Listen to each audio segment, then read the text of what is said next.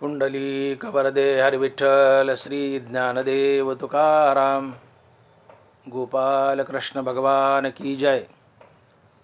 माऊली ज्ञानेश्वर महाराज की जय। जगद्गुरु तुकाराम महाराज की जय। काळ सारावा चिंतने, एकांतवासी गंगास्नाने, देवाची पूजने, प्रदक्षिणा तुळशीच्या। युक्त आहार विहार, नेम इंद्रियासी सार, नसावी बासर, निद्रा बहुभाषण। परमार्थ महाधन, जोडी देवाचे चरण, व्हावया जतन, हे उपाय लाभाचे। युक्त आहार विहार, नेम इंद्रियासी सार, नसावी बासर, निद्रा बहुभाषण। देह समर्पिजे देवा, देह समर्पिजे देवा, भार काहीच न घ्यावा, होईल आगवा तुका म्हणे आनंद। युक्त आहार विहार, नेम इंद्रियासी सार, नसावी बासर, निद्रा बहुभाषण। प्रस्तुत कीर्तनरूपी सेवेसाठी निवडलेला अभंग जगद्गुरु श्री संत तुकाराम महाराज यांचा 4 चरणाचा आणि उपदेशपर प्रकरणातील अभंग आहे। तुकोबाराय म्हणतायत, काळ सारावा चिंतने, एकांतवासी गंगास्नाने, देवाची पूजने, प्रदक्षिणा तुळशीच्या।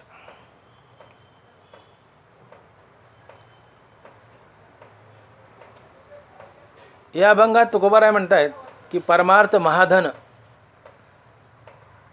जोडी देवाचे चरण, व्हावया जतन, हे उपाय लाभांचे।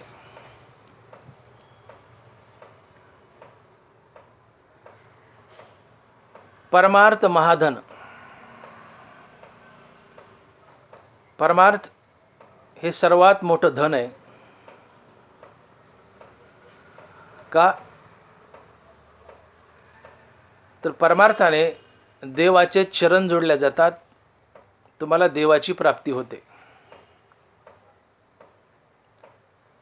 मग हा परमार्थ म्हणजे काय? तर परमार्थ म्हणजे परम म्हणजे सर्वात मोठा, अर्थ म्हणजे अर्थ। ज्याला सर्वात मोठा अर्थ आहे तो परमार्थ।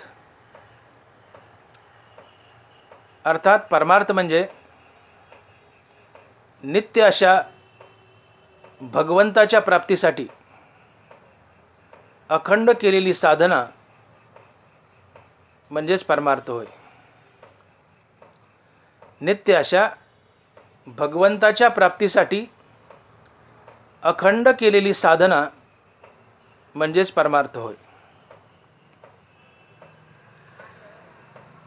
आणि हा परमार्थ महाधन आहे, सर्वात मोठं धन आहे। का तर या परमार्थानं देवाचे चरण जोडल्या जातात, देवाची प्राप्ती होते। मग हाच आपला परमार्थ जतन व्हावा, कडीला जावा असं वाटत असेल तर तुकोबाराय आपला परमार्थ कडीला जाण्यासाठी काही उपाय सांगतात। आणि ते उपाय तुकोबाराय अभंगाच्या पहिल्या चरणात सांगतायत आणि महाराज लिहित आहेत, काळ सारावा चिंतने, एकांतवासी गंगास्नाने, देवाची पूजने, प्रदक्षिणा तुळशीच्या। काळ सारावा चिंतने,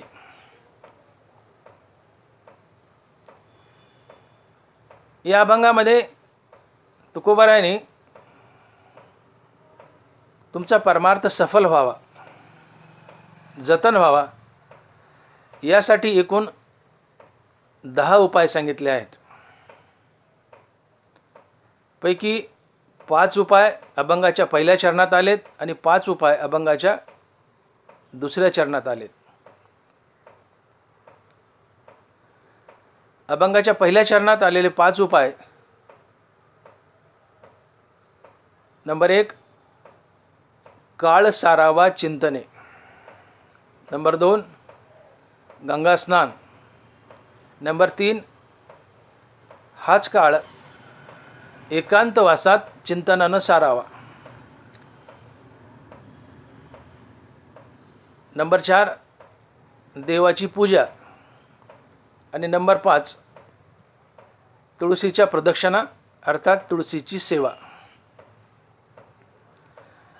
एकूण अशी ही 5 उपाय अभंगाच्या पहिल्या चरणात आली आहेत.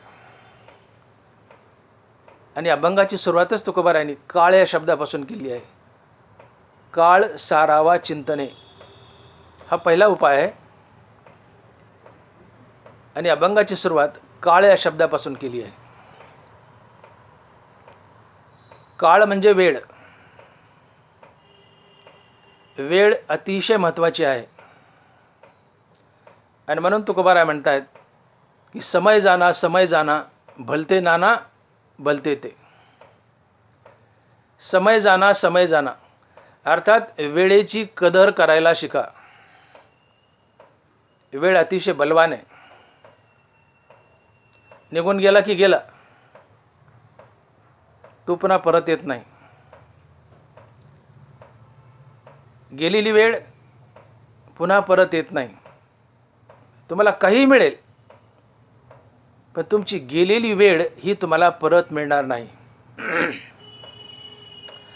आणि म्हणून एक हिंदी सिनेमातलं गाणं आहे, कोई लौटा दे मेरे बीते हुए दिन, कोई लौटा दे मेरे बीते हुए दिन, बीते हुए दिन वो मेरे प्यारे प्यारे दिन, कोई लौटा दे मेरे बीते हुए दिन, कोई लौटा दे मेरे बीते हुए दिन.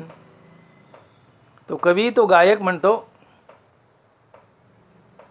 की कुणी माझे गेलेले दिवस मला परत आणून देईल का? कोई लौटा दे मेरे बीते हुए दिन. अशक्य आहे.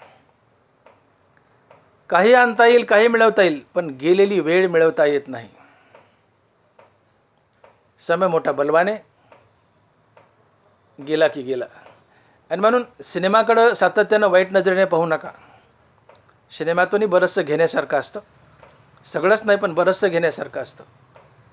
एका हिंदी सिनेमाचं नाव आहे जिंदगी ना मिलेगी दोबारा. जिंदगी ना मिलेगी दोबारा. अतिशय कॅची नाव आहे. हा शब्द काय सुचवतो? जिंदगी ना मिलेगी दोबारा.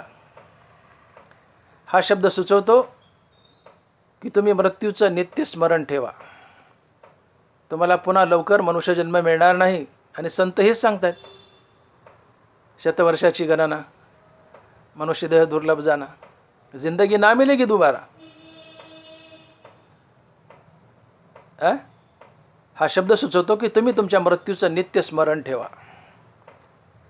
आणि मुखामध्ये भगवंताचं नाम धारण करून जो मृत्यूचं नित्य स्मरण ठेवतो त्याला देवाची प्राप्ती लवकर होते. कारण मृत्यूच्या नित्य स्मरणाने तुम्हाला वैराग्याची प्राप्ती होते आणि वैराग्यानं देव भेटतो. ते हे विषय वैराग्य जे आत्मलाभाचे भाग्य याने ब्रह्मानंदायोग्य जीव होते. आणि म्हणून सिनेमाची गाणे, टायटल्स यांनाही दुर्लक्षित करू नका. यातून बरंचसं घेण्यासारखं असतं. कोई लौटा दे मेरे बीते हुए दिन. कोण लौटू शकतं? कोण वापस आणू शकतं आपली गेलेली वेळ? कुणीच नाही. गेलेले दिवस कुणीच परत आणू शकत नाही. गेले गेले. भूतकाळ आपला नाही, कारण तो गेला. भविष्यकाळ आपल्या जीवनात येईल का नाही सांगता येत नाही. आहे तो फक्त वर्तमान काळ आपला आहे. आणि तोही मुठीत धरलेल्या पाण्याप्रमाणे निसटून चालला आहे. मुठीत धरलेल्या गव्हासारखा नाही, पाण्यासारखा. मुठीत गहू धरले टिकून राहतील, पण मुठीत पाणी धरले किती वेळ टिकेल? हातात धरू धरूच तर पाणी निसटून जातं. म्हणून भूतकाळ गेला, तो आपला नाही, परत येणार नाही. भविष्यकाळ आपल्या जीवनात येईल का नाही याचा भरोसा नाही, आयुष्य किती सांगता येत नाही. आहे तो वर्तमान काळ आपला आहे आणि तोही मुठीत धरलेल्या पाण्यासारखा निष्ठून चालला आहे. आणि म्हणून तुकोबाराय म्हणतात की करावी तातडी परमार्थाची, संत समागमी धरावी आवडी, करावी तातडी परमार्थाची. परमार्थाची तातडी करा. वेळ निष्ठून चालला, गेला तो गेला, गेलेला परत येत नाही. आणि म्हणून कोई लौटा दे मेरे बीते हुए दिन, तर ते गेलेले दिन पुन्हा परत आणता येत नाहीत. काळ गेला तो गेलाच. कसं मनुष्य जीवन आहे बघा. नेले रात्री नेते अर्धे. तुमचं अर्ध आयुष्य रात्र खाते, अर्ध आयुष्य झोपेत जातं.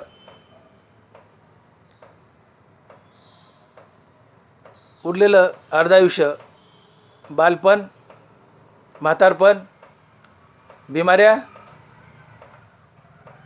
आणि संसार आणि इतर भोग यामध्ये जातं. आणि म्हणून तुकोबाराय म्हणतात की नेले रात्री नेते अर्धे, बाळपण जरा व्याधे. नेले रात्री नेते अर्धे, बाळपण जरा व्याधे. तुमचं अर्ध आयुष्य रात्रीने खाल्ले, उरलेलं अर्ध बाळपणाने, म्हातारपणाने, रोगाने, तरुणपणात कामाने, नाना प्रकारच्या भोगाने खाल्ले. इथं भजनाला काय उरले. आणि म्हणून कबीर महाराज एका अभंगातून आम्हाला आठवण करून देत आहेत. कब समरोगे राम भजो रे भाई, कब समरोगे राम, कब समरोगे राम भजो रे भाई, कब समरोगे राम. बाचपन खेल गवाया, बाचपन खेल गवाया. लहानपण खेळण्यात गेलं, बाचपन खेल गवाया. जवानी में काम भजो रे भाई, कब समरोगे राम, कब समरोगे राम भजो रे भाई, कब समरोगे राम. लहानपण खेळण्यात गेलं, तरुणपण संसारात स्त्री भोगात गेलं. जवानी में काम, बाचपन खेल गवाया. जवानी में काम भजो रे भाई, कब समरोगे राम. लहानपण खेळण्यात गेलं, तरुणपण स्त्री भोगात गेलं. आता आलं म्हातारपण. बुढ़ापे में थर थर कांपे, बुढ़ापे में थर थर कांपे. लहानपण खेळण्यात गेलं, तरुणपण स्त्री भोगात गेलं. पुढं म्हातारपण आलं. म्हातारपणी अंगाला थर कापरं सुटलं, बसली जागा उठता येईना, अंग लटलट करू लागले, जीभ तोंडात फसू लागली. कसा राम म्हणता येईल. बुढ़ापे में थर थर कांपे, बुढ़ापे में थर थर कांपे. निकल गया अवसान भजो रे भाई, कब समरोगे राम, कब समरोगे राम भजो रे भाई, कब समरोगे राम. अरे बाबा, रामनाम कधी घेशील. लहानपण खेळण्यात गेलं, तरुणपण स्त्री भोगात गेलं. म्हातारपणी बसली जागा उठवणं, अंगाला थरकापरं सुटलं, जीभ तोंडात फसू लागली. कधी रामनाम घेणार. नेले रात्रीने ते अर्धे, बाळपण जरा व्याधे. अर्ध आयुष्य झोपीत जातं, उरलेलं अर्ध लहानपणात, म्हातारपणात, बिमाऱ्यात, संसारात, स्त्री भोगात जातं. इथं भजनाशी काय उरले. आणि म्हणून वेळेची कदर करायला शिका. जो वेळेची कदर करतो, वेळ त्याची कदर करते, त्याला सर्व काही मिळून देते. पण जो वेळेची कदर करत नाही, त्याच्या पदरात काहीच पडत नाही. बरेचसे लोक म्हणतात, देवदेव का लहानपणी करायचा असतो का, मजा आजा करू. हे काय तुझं देवदेव करायचं वय आहे का. म्हातारपणी देवदेव करू, म्हातारपणी परमार्थ करू. नाथ महाराज म्हणाले, म्हातारपणी परमार्थ करू, काळ काय तुझा आज्ञा धरू. म्हातारपणी परमार्थ करू, काळ काय तुझा आज्ञा धरू. अरे तू म्हणतो म्हातारपणी परमार्थ करू, काळ काय तुझा आज्ञाधारक आहे का? तू म्हातारा होशील कशावरून? तरुणपणात मरायचा नाही कशावरून? आणि म्हणून म्हातारपणी परमार्थ करू हे म्हणणं चुकतं आहे. कारण काळ कोणाचा आज्ञाधारक नाही आहे, तो तुम्हाला कोणत्याही समय घेऊन जातो. आणि म्हणून म्हातारपणाची वाट पाहू नका. प्रल्हादासारखं बाळवयातच परमार्थाला लागा. 16 वर्षाच्या ज्ञानेशाने ज्ञानेश्वरी लिहिली, 16चा आकडा फिरवला, 61 वय झालं तरी आम्ही ज्ञानेश्वरीकडे डोंकूनही पाहत नाहीत. ही खेदाची बाब आहे. या विश्वातील सर्वात मोठी श्रीमंत वस्तू काय असेल तर ती आहे ज्ञानेश्वरी आणि गाथा. जगात दोनच गोष्टी सर्वात श्रीमंत आहेत, एक ज्ञानेश्वरी आणि दुसरी गाथा. आणि ही श्रीमंती, ज्ञानेश्वरीची आणि गाथेची श्रीमंती महाराष्ट्राला लाभली आहे. महाराष्ट्र सर्वात भाग्यवान आहे. या संधीचं सोनं करा. आणि म्हणून म्हातारपणी परमार्थाला लागू असं म्हणू नका, बालवयातच परमार्थाला लागा. कारण गेलेली वेळ पुन्हा येत नसते. कारण अंगाला म्हातारपण येणं म्हणजे ही मृत्यूची सूचना असते. अंगी वर्धापतेची संज्ञा ये मरणाची, कसा या तारुण्याची भुली न फिटे. ज्ञानोबा आहे. अंगाला म्हातारपण येणं म्हणजे मरणाची पूर्वसूचना असते. ही मरणाची घंटी असते. तुम्ही सावध व्हावं. पण म्हातारा जर्जर झाले तरी त्याला मरणाची आठवण येत नाही. खेदाची बाब आहे. अंगाला म्हातारपण येणं ही मरणाची सूचना आहे. तुम्ही सावध व्हावं, देवदेवाला लागावं, पण नाही लागत तो. अजूनही म्हणतात मी तरणा ताट आहे, मी टनाटन वड्या मारतो. पण वार्धक्याच्या अंगे वार्धक्या जो नागवे, वार्धक्याचे अंगे जो वार्धक्या ना नागवे तयाच्या ठाई जाणावे ज्ञान आहे. म्हातारपण येण्याच्या आधीच जो देवदेव करून घेतो, परमार्थ करून घेतो, तो शहाणा असतो. आणि म्हणून म्हातारपणाची वाट पाहू नका. तुम्ही म्हातारे होत आले कशावरून? आणि बालपण आणि तरुणपण भोगत असताना जी वेळ निघून जाते, ती गेलेली वेळ पुन्हा वापस येत नाही. ती वेळ पुन्हा वापस येत नाही. वेळ गेली. आणि म्हणून मी म्हणलं की कोई लौटा दे मेरे बीते हुए दिन. तो कुणीच लौटू शकत नाही. गेलेले दिन गेले, पुन्हा येऊ शकत नाहीत. काही येईल जीवनात, पण गेलेली वेळ येत नाही. आणि म्हणून तुकोबाराचा इशारा आहे की समय जाना भलते नाना भलते ते. वेळेची कदर करायला शिका. वेळ गेली पुन्हा येत नाही. आणि म्हणूनच तुकोबाराय आम्हाला शहाणं करतायत आणि म्हणतायत की तुमची वेळ चालली आहे, तुमचा काळ चालला आहे, तो काळ व्यर्थ जाऊ देऊ नका. तर काय करा?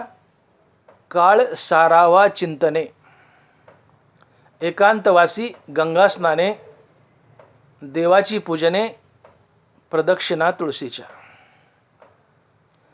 काळ सारावा चिंतने.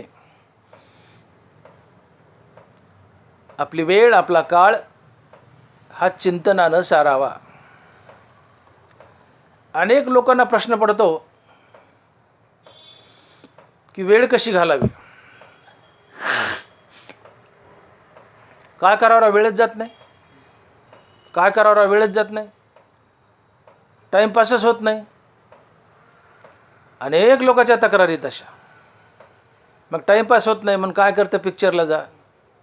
टाईमपास होत नाही म्हणून कुठं जाऊन गप्पा मारत बस. टाईमपास होत नाही म्हणून कुठं परदेश दौऱ्यावर जा. 5-5, 10-10 लाख रुपये खर्च करतात लोक आणि टाईमपास करण्यासाठी परदेश दौरा करून येतात. अरे तुमचं मन एकदा रामनामात जर रंगलं, तुमचं मन खरोखर एकदा जर रामनामात रंगलं तर परदेशात जाऊन, हिमालयात जाऊन जो निसर्ग पाहतात, तो निसर्ग आमच्या कपिलधाराला आहे. आमच्या कपिलधाराला काय कमी? सुंदर धबधबा आहे, सुंदर निसर्ग आहे. मन रामनामात रंगावं. जिथं बसाल तिथंच हिमालय, जिथं बसाल तिथंच परदेश. तुम्ही रामनामात रमत नाहीत म्हणून तुम्हाला परदेशात जाऊन रमावं वाटतं. हा टाईमपास आहे. हा वेळ जात नाही. हा असा वेळ घालवायचा. सिनेमाला जातात, गप्पा मारतात. 50 माणसं ज्ञानोबा बोले 50 अक्षरी करीशी बरोबरी शे की तुझे तोंड तुझं वैरी रे. चव्हाट्यावर जर माणसं बसले 10-5 तर नाना प्रकारच्या इकड तिकडच्या सटरफटर गप्पा करतील, पण एकदा त्याच्या तोंडात देवाचं नाव येत नाही. ज्ञानोबा म्हणले सावधान सावधान, जग तुझं वैरी नाही आहे. तुझं वैरी कोण आहे? तुझी जीभ आहे म्हणले. का? 50 शब्द बोलतो पण एकदाही तुझ्या तोंडात राम येत नाही, देवाचं नाव येत नाही. तू तुझा वैरी आहे, तुझं तोंड तुझं वैरी आहे. जग नाही. 50 अक्षरे करीशी भरोवरी, शिकी तुझे तोंड तुझं वैरी रया. आणि म्हणून वेळेची कदर करा. वेळ वाया दौडू नका, टाईमपास करू नका. हो, रस्त्यावर ते चुरमुरे खारेमुरे विकत असतात, ते पोरं म्हणतात टाईमपास खारेमुरे, टाईमपास खारेमुरे. अरे खारेमुऱ्यात टाईमपास करू नका रे बाबानो. टाईम, समय, वेळ हे अतिशय मूल्यवान आहे. गेली की गेली, ती खाऱ्यामुऱ्यात घालायची नाही. इकडे तिकडे फिरण्यात, सटाक्या मारण्यात, सिनेमा पाहण्यात, याचा अर्थ करू नका, पाहू नका, जाऊ नका विदेशात असे मला म्हणायचं नाही. पण फक्त त्यातच खर्च करू नका, मला एवढं सांगायचं. करा, पण फक्त त्यासाठीच वेळ दौडू नका, एवढं सावध व्हा. लोक वेळ घालवण्यासाठी अनेक बहाणे करतात, अनेक बहाणे. नाटकं काय पाहतील, सिनेमे काय पाहतील, वगैरे वगैरे अनेक गोष्टी आहेत. गप्पा छप्पा मारतील, याच्या घरी जातील, त्याच्या घरी जातील. टाईमपासच होत नाही राव, टाईमपासच होत नाही राव, काय करावं. वेळच जात नाही राव, काय करावं. रिकामं मन हे राक्षसाचं घर असते, म्हणून तुमचा टाईम जात नाही. त्या मनाला गुंतवा ना कुठंतरी. Empty mind is devil's house. रिकामं मन हे राक्षसाचं घर आहे, आणि म्हणून वेळ जात नाही, म्हणून काळ जात नाही. मग या मनाला गुंतवा ना कुठं. तर कुठं गुंतवा? रामनामात गुंतवा. रामनामात गुंतवा, तुमचा वेळ जाईल, तुमचा काळ जाईल, आणि हा काळ सत्कारणी लागेल. दूध चुलीत पडलं, वाया गेलं. दूध पोटात गेलं, सत्कारणी लागलं. वेळ रामनामात गेला, सत्कारणी लागला. वेळ सत्कारणी लावा. वेळ कसा जात नाही, आपोआप जाईल. या मनाला गुंतवा. कुठं गुंतवा? रामनामात गुंतवा. आणि म्हणून तुकोबारायाचा हट्ट आहे की काळ सारावा चिंतने. काळ कसा सारावा? मोकार नाही सारावा, विषय भोगात नाही सारावा, मजा करण्यात नाही सारावा. त्यात नुकसान आहे, तोटा आहे, बरबादी आहे. मग काळ कसा सारावा? तर काळ सारावा चिंतने. तुम्ही तुमचा काळ चिंतनानं सारवा, चिंतनात घालवा. हे चिंतन म्हणजे काय? तर चिंतन म्हणजे ध्यान, आणि ध्यान म्हणजे चित्ताची एकाग्रता. लक्ष देऊन ऐका. चिंतन म्हणजे ध्यान, आणि ध्यान म्हणजे चित्ताची एकाग्रता. पर्यायानं चिंतन म्हणजे एकाग्र चित्तानं घेतलेलं रामनाम म्हणजे चिंतन. एकाग्र चित्तानं घेतलेलं रामनाम म्हणजे चिंतन. चिंतन म्हणजे ध्यान, ध्यान म्हणजे चित्ताची एकाग्रता. अर्थात चिंतन म्हणजे चित्त एकाग्र करून घेतलेलं रामनाम हे चिंतन असतं. मुखामध्ये रामनाम असावं आणि चित्तामध्ये रामाची मूर्ती असावी. या दोन्ही गोष्टी एकदाच घडाव्यात, याला म्हणतात चिंतन. मुखामध्ये रामनाम असावं आणि चित्तामध्ये रामाची मूर्ती उभी राहावी. या दोन्ही गोष्टी एकदाच कराव्यात, याला म्हणतात चिंतन. आणि म्हणून तुकोबाराय म्हणतात की ऐसे धरोनिया ध्यान मने करावे चिंतन. ऐसे धरोनिया ध्यान मने करावे चिंतन. मुखामध्ये रामनाम आणि चित्तामध्ये रामाची मूर्ती, या दोन्ही गोष्टी एकदाच घडाव्यात, याला चिंतन म्हणतात. आणि मग काय होतं? नाम घेता उठाउठी, पुढे उभा जगजेठी. तुकोबाराय. अर्थात चित्ताची एकाग्रता साधून अति आवडीनं घेतलेलं रामनाम हे चिंतन असते. तुकोबाराय आणखीन एका अभंगातून बोलले की ठाईच बैसोनी करा एकचित्त, आवडी अनंत आळवावा. फरक एवढा, या अभंगात म्हणतात की काळ सारावा चिंतने एकांतवासी गंगा स्नाने. साधकाला या अभंगातून सांगतात की तू एकांतवासात जाऊन रामनामाचं चिंतन कर. आणि ठाईच बैसोनी करा एकचित्त, या अभंगात सांगतायत की साधका तू जिथं आहे तिथं बस. आणि तुझं चित्त एकाग्र कर, एकचित्त कर आणि रामनाम घे. उपदेश सारखाच आहे, पण एक ठिकाणी सांगितलं जिथं आहेस तिथंच रामनाम घे एकाग्र चित्ताने.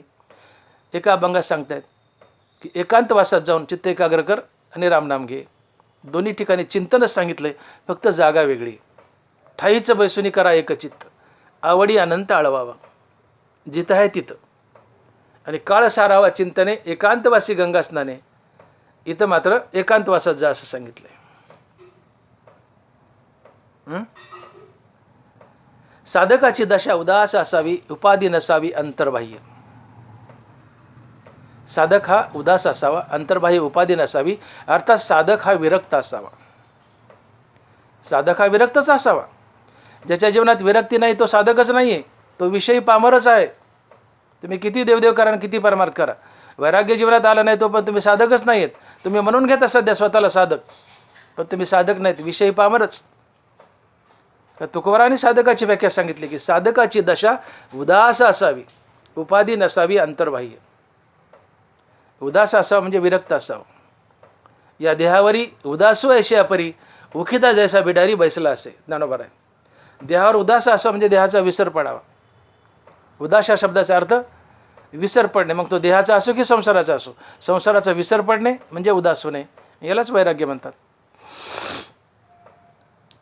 आणि म्हणून विरक्ती धारण करून जो एकांतामध्ये चित्त एकाग्र करून भगवंताचं अति आवडीने नाम घेतो ते चिंतन असते.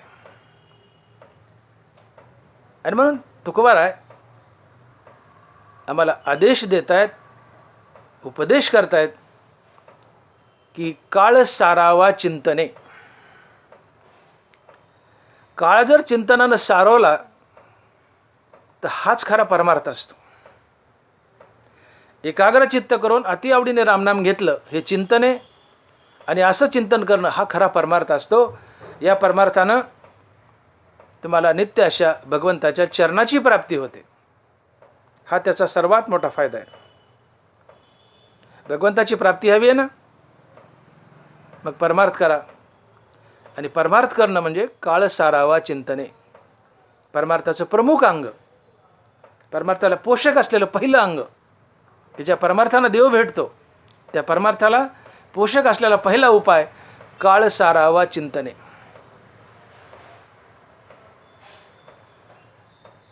आणि याला पुष्टी देताना दुसरा उपाय सांगतायत तुकोबाराय की एकांतवासी गंगा स्नाने. सकाळी उठावं, गंगेचं स्नान करावं आणि एकांतवासात जावं चिंतनासाठी. आता गंगा स्नान म्हणजे गंगा तर उत्तर प्रदेशात आहे, ती आपल्याकडे कुठे आहे. पण ढोबळमानानं आपण प्रत्येक गावातल्या नदीला गंगाच म्हणतो. प्रत्येक नदी ही गंगाच आहे. गंगा म्हणजे ती उत्तर प्रदेशातलीच असावी असं काही नाही, की किंवा दक्षिण गंगा गोदावरी असावी हे बी नाही. तुमच्या गावी असलेली प्रत्येक नदी ही गंगा आहे. आणि म्हणून गंगा स्नान आहे. भीमा आणि चंद्रभागा तुझ्या चरणाची गंगा. आता भीमा म्हणजेच पुढं पुढं पंढरपुरात चंद्रभागा आहे. भीमेला गंगा म्हटलं आहे, चंद्रभागेला गंगा म्हटलं आहे. मग या गंगा आहेत का? तात्पर्य तुमच्या गावात जी नदी आहे तिला गंगा म्हणतात. आपल्या गावच्या नदीवर जाता जुना काळ होता. लोक जुन्या काळी पहाटे उठायचे, दंडबैठका मारायचे, नदीला आंघोळ करायचे आणि आपल्या आपल्या व्यवसायाला जायचे. मग तुमचा व्यवसाय काय? साधक येतं, देवाची प्राप्ती ना. विरक्ती धारण केली, साधक बनलेत, देवाची प्राप्ती हा तुमचा व्यवसाय झाला. आता मग सकाळी लवकर उठून दंडबैठका मारा, व्यायाम करा, गंगेला अर्थात आपल्या गावच्या नदीला स्नान करा, नसेल नदीला पाणी घरात स्नान करा आणि एकांतवासात जा. आणि एकांतवासात जाऊन भगवंताचं अति आवडीने नामचिंतन करा एकाग्र चित्तानं. भक्तीमध्ये, साधनेमध्ये, चिंतनामध्ये एकांतवासाला फार महत्त्व आहे. आणि म्हणून ज्ञानोबा बोलत आहेत एकांतवासाची महती सांगताना, बहु एकांतावरी प्रीती जया जनपदाची खंती, मनुष्याकारे मूर्ती ज्ञानाची तो. तो साक्षात ज्ञानाची मूर्ती म्हणले की ज्याला एकांत प्रियता आहे. आपल्याकडं उलटी खोपडी. जो मनुष्य एकांतात जातो, एकांतात बसतो, त्याला लोक नाव ठेवतात एकलखोर आहे. ते कधी माणसात मिसळतं का? ते कधी सुपारीचं खांड खातं का? त्याला आहे का माणसात मिसळणं माहीत? त्याची टिंगल करतात. अरे बाबा, तो साधक आहे. तो विरक्त आहे म्हणून एकांतात जातोय. बहु एकांतावरी प्रीती, जया जनपदाची खंती, मनुष्याकारे मूर्ती ज्ञानाची. तो साक्षात ज्ञानाची मूर्ती आहे. एकांत ज्याला प्रिय येतो. आणि ज्याला लोकांत प्रिय आहे, लोकात मिसळावं वाटतं, गप्पा मारा वाटतात, कुच्च्या टवाळी करावं वाटती, तो मूर्ख आहे म्हणले, तो अज्ञानी आहे. ज्याला लोकात बसावं वाटतं, गप्पा माराव्या वाटतात, तो अज्ञानी आहे, तो मूर्ख आहे. तो आपला वेळ व्यर्थ दवडायला आहे.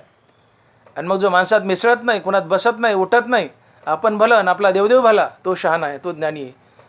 आणि म्हणून जीवनात एकांत प्रियता यावी. एकांत प्रियतेने उत्तम साधना घडते, उत्तम चिंतन घडतं, देवाची प्राप्ती लवकर होते. आणि म्हणून एकांत प्रियता जीवनात आणा.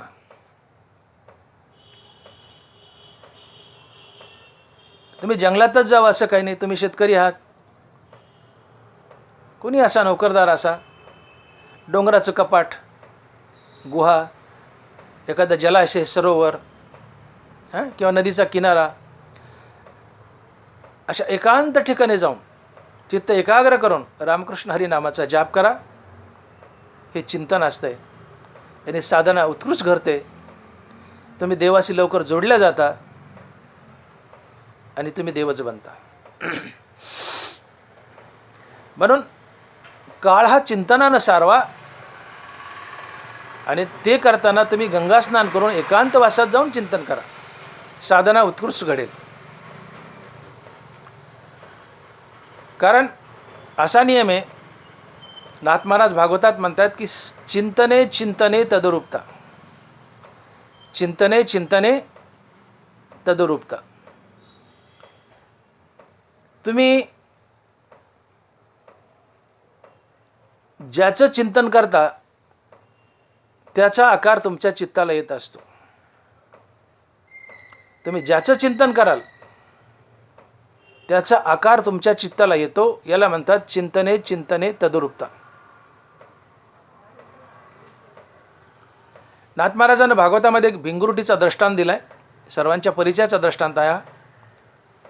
भिंगरुटी नावाचा किडा असतो, त्याला आपण ग्रामीण भाषेत कुंभारीन म्हणतो. जुन्या काळी माळवदाचे घर होते. शहरात दिसत नाही हा प्रकार, पण जुन्या काळी वाडे असायचे माळवदाचे, आणि त्या खांडाला कुंभारीन एक मातीचं घर करायची. तिला भिंगरुटी म्हणतात. ही कुंभारीन मातीचं घर करायची आणि गवतावरून एक आळी पकडून आणायची आणि त्या मातीच्या घरात डांबून ठेवायची. आता ह्या कुंभारीने ती आळी खाऊन टाकावी, पण ती कुंभारीन त्या आळीला खातही नव्हती, मारितही नव्हती आणि जाऊही देत नव्हती. मग कुंभारीन उडून गेली बाहेर की आळीला सारखं ध्यान, एकच ध्यान, एकच ध्यास. कुंभारीन येईल मला मारील, कुंभारीन येईल मला खाऊन टाकील. एकच ध्यान, एकच ध्यास. कुंभारीन मला मारील, कुंभारीन मला खाऊन टाकील. सतत तिने एकच चिंतन करावं. कुंभारीन मला खाईल, कुंभारीन मला मारील. असं खूप दिवस या कुंभारणीचं चिंतन घडल्यामुळं ते आळीला स्वतःला पंख फुटतात. ती कुंभारीन बनते आणि उडून जाते. याला म्हणतात चिंतने चिंतने तदरूपता. राम म्हणता रामची होईजे, पदी बैसोनी पदवी घ्यायचे. आळीनं कुंभारणीचं चिंतन केलं, कुंभारणीचं ध्यान केलं, आळीला पंख फुटले, ती कुंभारीन बनली आणि उडून गेली. तुम्ही रामनामाचं एकाग्र चित्तानं अतिआवडीनं चिंतन केलं, तुमच्या चित्ताला रामाचा आकार येतो आणि तुमचं चित्त राम बनतं. अर्थात तुम्ही स्वतः राम बनता आणि राम बनणं हाच मोक्ष असतो. आणि म्हणून गंगास्नान करून एकांतवासात एकाग्र चित्तानं रामनामाचं स्मरण करायचं. का तर तुम्ही रामनामाचं नित्य चिंतन केलं तर तुमच्या चित्ताला रामाचा आकार येतो. तुमचं चित्त राम बनतं. नवे नवे तुम्ही स्वतःच राम बनता आणि मुक्त होता.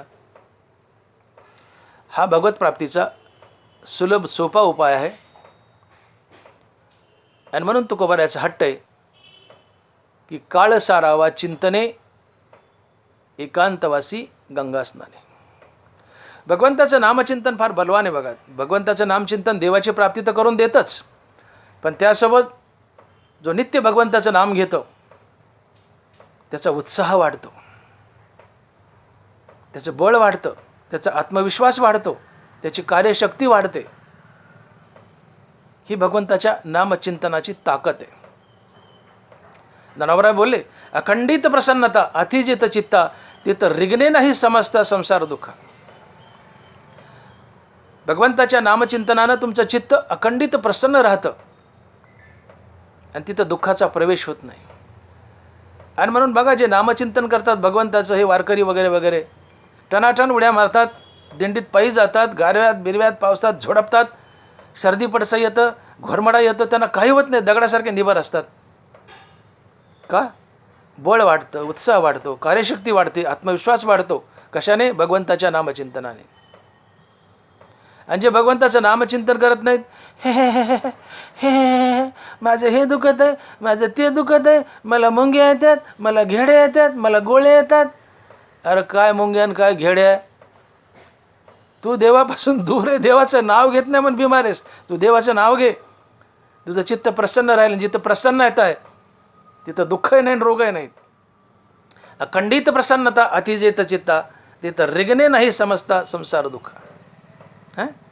जयाचे जठरू वाहे अमृताचा निर्झरू, क्षुधा त्रशा आडदरू कैचा तेत. अरे ज्याच्या पोटात अमृताचा झरा वाहतो त्याला तहान भूक कशी सतावेल? तसं ज्याच्या मुखात नित्य हरिनाम आहे त्याला संसाराचं दुःख कसं सतावेल? तो अप्रसन्न कसा राहील? भगवंताचं नामचिंतन करतो तो सातत्यानं प्रसन्न असतो, उल्हासित असतो, टनाटन उड्या मारतो. तो म्हातारा असला तरी उड्या मारतो. का? मुखात भगवंताचं नाम आहे.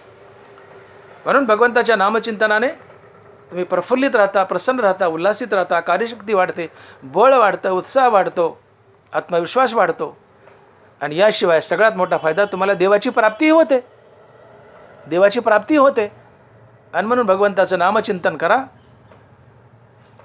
आणि म्हणून पुन्हा एकदा सांगतो की चिंतन म्हणजे ध्यान, आणि ध्यान म्हणजे चित्ताची एकाग्रता. आणि म्हणून चिंतन म्हणजे एकाग्र चित्तानं अति आवडीनं घेतलेलं भगवंताचं नामस्मरण हे चिंतन असते.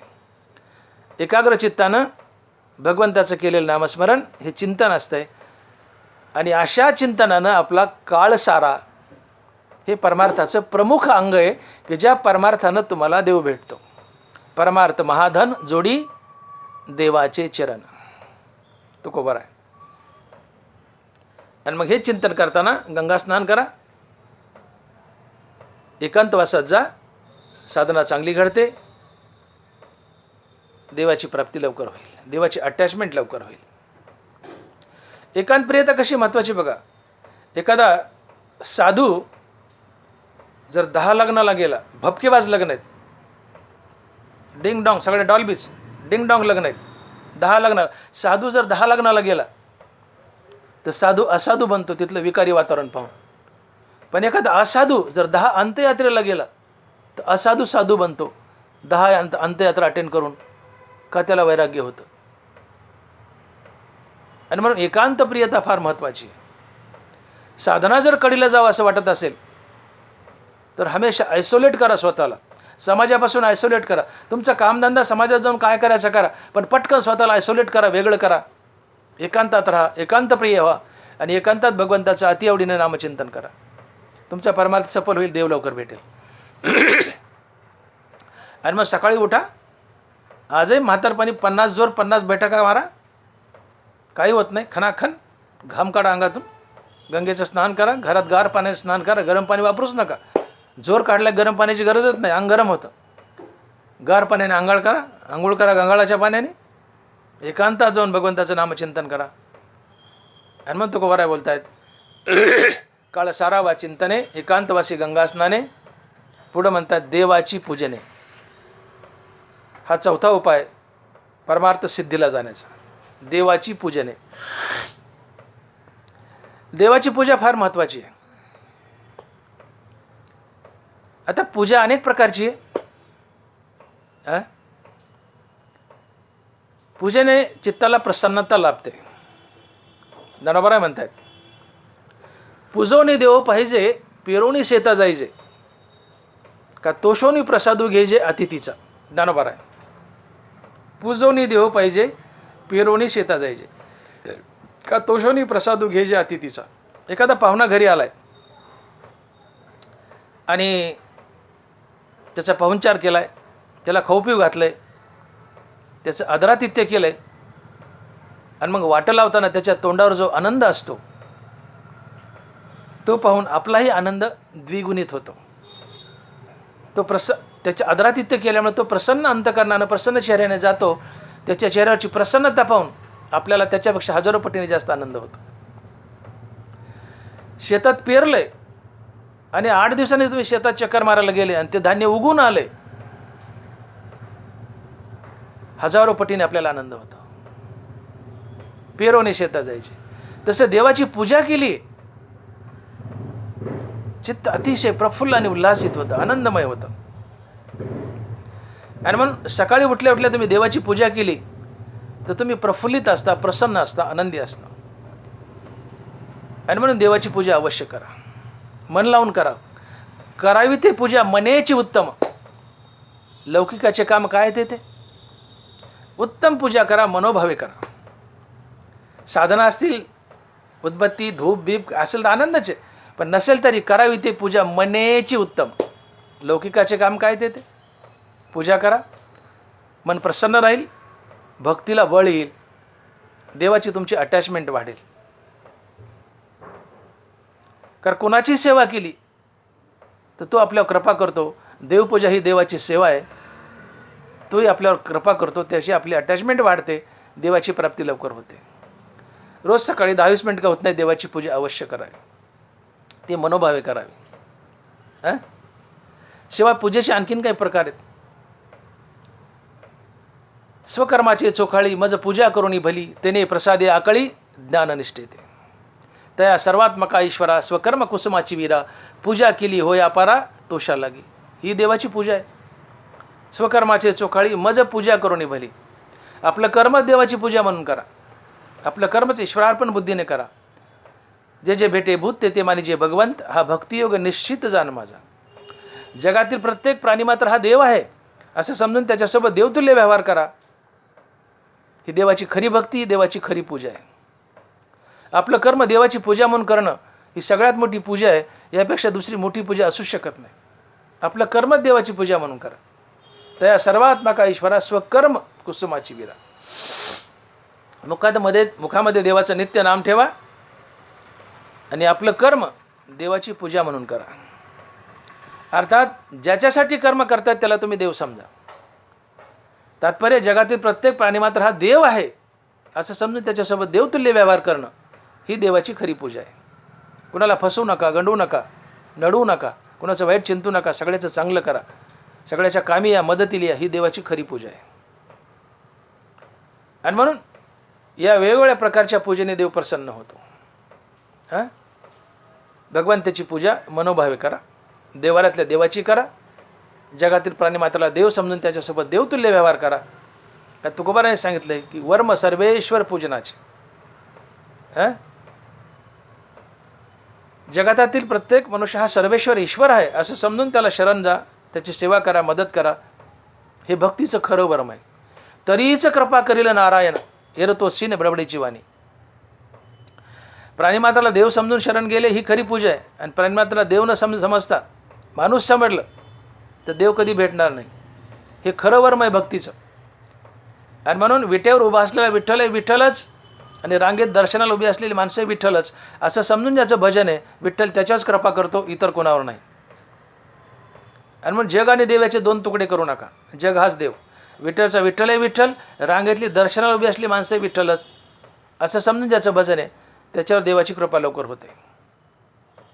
आणि म्हणून जगाचे 2 तुकडे करू नका. जग हाच देव. तसे जगा परोते सारोनी पाहिजे माते, तैसा ना विखिते अवघाची मी. जग हाच देव आहे. जगाला देवातून वेगळं सरकू नका. जग हाच देव. विठ्ठल विठ्ठल उभा तो विठ्ठलच, रांगेत दर्शनाला माणसं उभी तेही विठ्ठलच असं समजून जर भजन असेल, असं समजून पूजा असेल, तर देवाची कृपा लवकर होते. अशा प्रकारे देवाऱ्यातल्या देवाची पूजा तर कराच, पण जगतात देव पहा. जगातील प्रत्येक प्राणीमात्र हा देव आहे असं समजून त्याच्यासोबत देवतुल्य व्यवहार करा. ही देवाची खरी पूजा आहे. देवाची तुमची अटॅचमेंट वाढेल, देव लवकर भेटेल. आणि म्हणून चौथा उपाय तुकोबाराय सांगतायत की देवाची पूजने, काळ सारावा चिंतने, एकांतवासी गंगा स्नाने, देवाची पूजने, प्रदक्षिणा तुळशीच्या. आता 5वं चरण किंवा 5वा उपाय तुकोबारायने तुळशीच्या प्रदक्षिणा अर्थात तुळशीची सेवा घातली आहे. का बरं इथं तुळस का घालावीशी वाटली? याचं कारण असं आहे की तुळस ही आमचा सर्वात मोठा वसिला आहे. कोणाकडून काम करून घ्यायचं असेल, एखाद्या साहेबाकडून, तर त्या साहेबाच्या बायकोची ओळख काढावी, त्या साहेबाच्या बायकोला आपण मस्का मारावा, आपलं काम झालं म्हणून समजावं. बायको नवऱ्याला विनंती करते, अहो ते माणूस आलाय, त्याचं काम करा ना हो, करा ना हो. बायकोने सांगितलं की नवऱ्याला ऐकावं लागतं. तुळस भले देवाची बायको नाही आहे, देवाची बायको लक्ष्मी आहे, तुळस देवाची बायको नाही आहे, पण तरी तुळस देवाच्या गळ्यात येऊन बसली. लक्ष्मी देवाच्या पायावर आहे आणि ते बळजबरीने आली. मग सर्वस्वे करून सेवा, अभिमान सांडोनी पांडवा, पाय धुवायच्या दैवा पात्र झाली. आपल्या रूपाचा श्रीमंतीचा अहंकार टाकला, देवाची चरणसेवा केली, तेव्हा देवाने कुठं जागा दिली? पाय धुवायच्या दैवा पात्र झाली. देव म्हणाले, माझ्या चरणात बस, माझे पाय धुवून पाय दाब, गुडघ्याच्या वर येऊ नको. गुडघ्याच्या वर आली तर याद रख. लक्ष्मीला अधिकार दिला देवाने फक्त पायात, आणि ते पाय धुवायला. पाय धुवायच्या दैवा पात्र झाली. सख्खी बायको देवाची लक्ष्मी, पण कुठं बसवली? गोट्याच्या खाली, गोट्याच्या खाली.